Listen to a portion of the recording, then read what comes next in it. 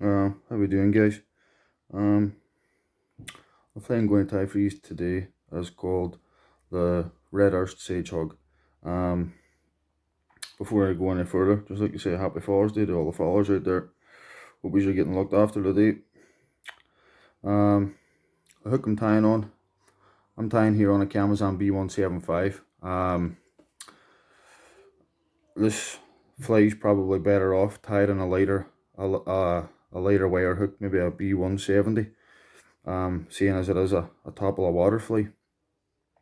But I haven't got any, so I'm tying it on a B175. I've already tied down the hook and touch and turns, black tie and silk, and what I'm going to tie on now is a strip of red holographic tinsel. Just lock your tinsel in, and this is the red arch element of the fly. So just wind your tag down a couple of turns, nice overlapping turns, so it gives you a nice solid tag the whole way down. And the same again on the way back up, just overlap the turns of the tinsel.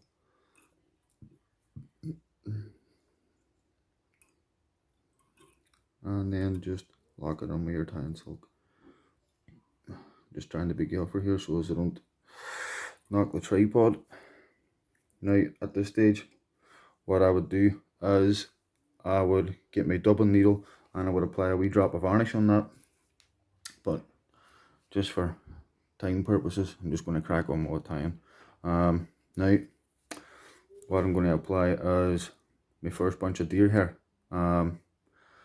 That's just a deer hair patch there that I've got from Cook Salt. Natural roe hair. And just take a nice. You're going to layer the deer hair in this the whole way up the shank of the hook. So you don't want to go too heavy with each bunch. So you don't. Something of that kind of size there. That's plenty, because as I say, you're going to layer these the whole way up the shank of the hook, so you don't want to go too mad. What do you want? You want all the guard hairs and the deer hair all lining up together like that, and the length that you're looking for is somewhere around the same length as the shank of the hook. Now, whenever you have the desired length that you want, just pinch the deer hair there, lip your tie and silk through your finger and your thumb, pull it down, lock it in. Do the same again, just pull that down, lock it in, and then a couple of more securing locks, just so that it doesn't move. There we are, that looks okay to me. And all the excess in the waist, trim that off. You don't need to worry about being too tidy with your trimming, because you'll see now when we're tying the next stage of the fly, what you're going to do is you're going to apply silage fur, and the silage fur will hide all the mess for you. So, but there we are, that's our first punch. So now I'm just going to take my beeswax, apply some beeswax to my tie and silk, and this again, just a packet of olive silage fur. As you can see there again, it's been got from Cook Salt.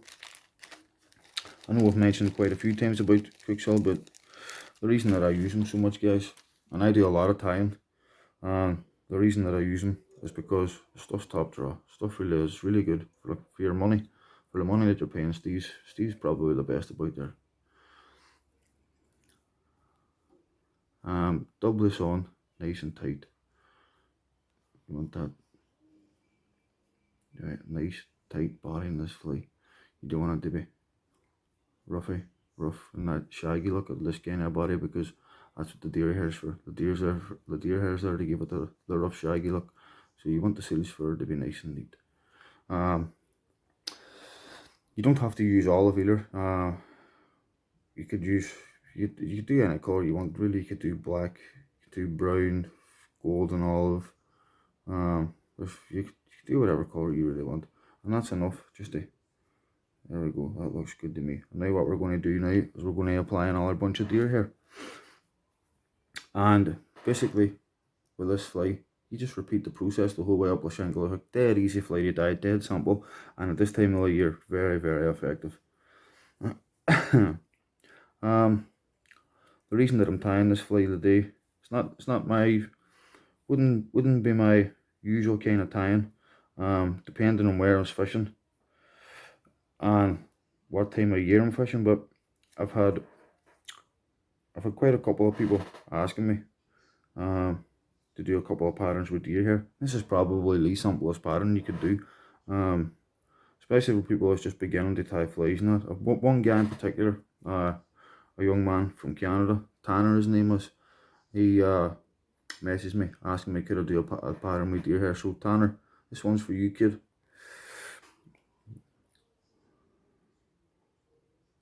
Lock that in, one more, lock it in, and swing back down. There we go, that looks lovely. Starting to see the flare now.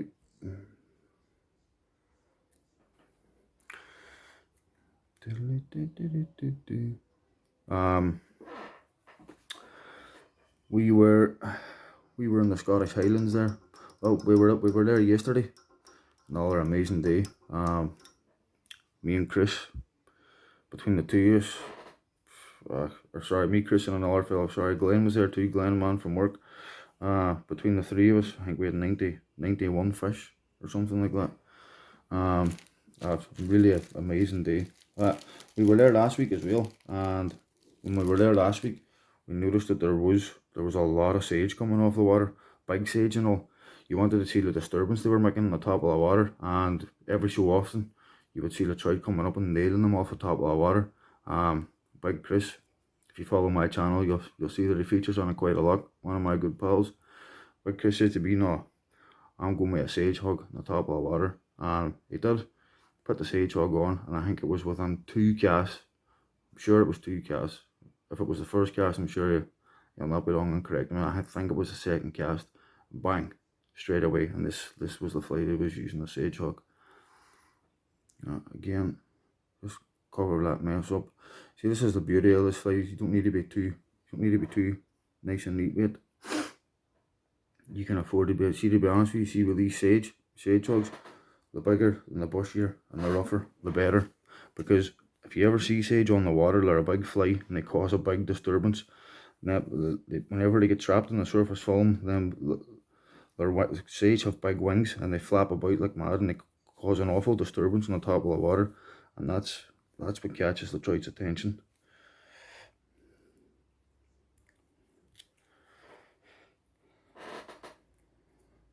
And again, just apply a bunch of deer. Now each time what I'm doing is I'm making all the tips of the yard hairs line up the whole way along the shingle hook.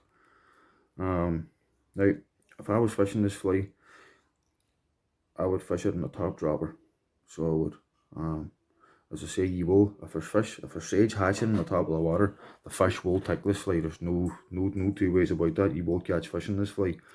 But even if there's sage not hatching on the top of the water, you still put this on and use it as a top dropper fly. It's a great attractor pattern in order to draw the fish's attention to your cast. What you'll find is that they might come up and they'll have a look at the sage in the top dropper, but then behind it, if you're using such a bumble type flies, anything like a bubbio or hoppers or anything like that behind it, they'll come up and they'll look at the sage and they'll actually turn about then and they'll take one of your dropper flies. That's the beauty of this fly. Even if sage aren't coming off the top of the water, you can still use it to bring fish into your cast.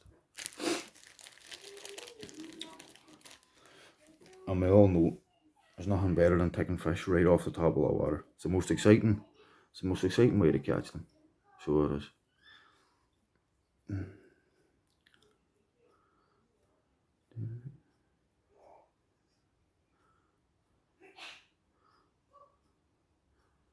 Again, just get that dubbed on nice and tight.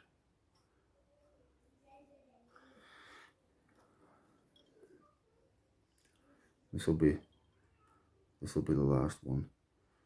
This will be the last application of sedge and the last bunch of deer hair at a time. And as you can see that the red tag in there, so the fly's quite noticeable, quite prominent. That's it's just another visual aspect to the flea. Just draws the fish's attention to it.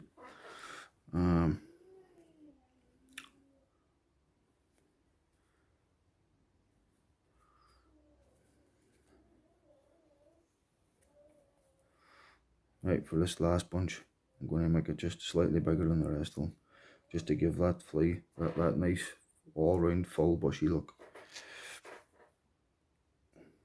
And once again, just line up like yard hairs for the previous bunch. And just lock that up.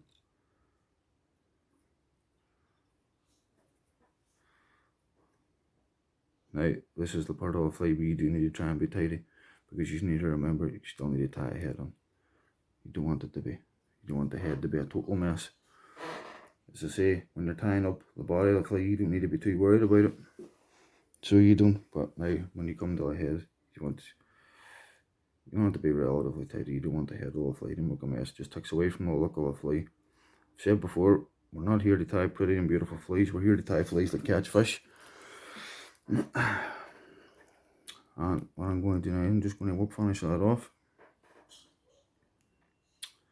Just 1, 2, 3 turns of a whip finish.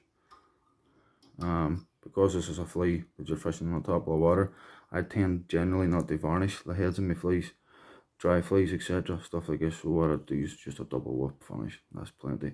What you can do is you can apply a wee touch of beeswax just to give it that wee bit more security. But there we have it, folks. That is the red arsed sedgehog.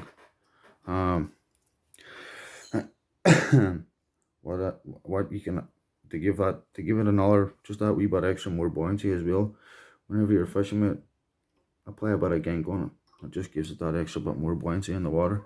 But as I say, if I was fishing this flea, this would be my top dropper. And at this time of the year, when you have a sedge coming off the water, definitely a very good reliable flea to turn to. Anyway, Tanner, that one's for you, pal. Anything else you're interested in, don't be afraid to drop me a message. Thanks for watching, guys. If you like what you see, remember, subscribe to the channel. And all you swallowers out there, enjoy the rest of your day.